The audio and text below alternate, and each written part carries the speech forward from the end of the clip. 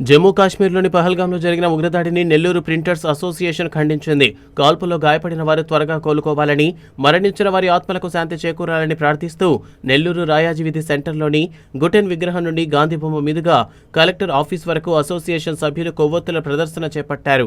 వారి కుటుంబాలకు ప్రగాఢ సానుభూతి ప్రకటించారు.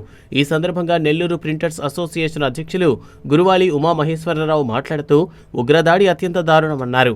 అమాయకులపై ఉగ్రదాడి పిరికిపంద చర్య అని అన్నారు.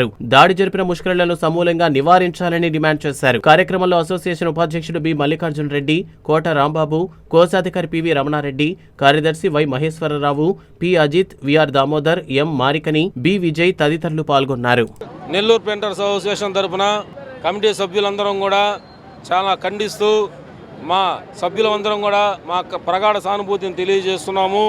జమ్మూ కాశ్మీరు పహల్గాంలో జరిగిన ఉగ్రదాడిని చాలా బాధాకరంగా భావిస్తూ కాల్పుల్లో గాయపడిన వారు త్వరగా కోలుకోవాలని, మరణించిన వారి ఆత్మలు శాంతి చేకూరాలని ప్రార్థిస్తూ ఈరోజు నెల్లూరు ప్రింటర్స్ అసోసియేషన్ తరఫున మా కార్యవర్గం తరఫున మేము మా కోశాధికారి, మా కార్యదర్శి, మా గౌరవాధ్యక్షులు, మా కమిటీ మెంబర్లు అందరం కూడా మా మాజీ సభ్యులు, కమిటీ మెంబర్లు, మా ముద్రాపోగులు, సాటి ముద్రాపోగులు, ప్రింట్ మీడియా, ఎలక్ట్రానిక్ మీడియా అందరూ కూడా ఈ కార్యక్రమంలో పాల్గొని జయప్రదం చేసినాము.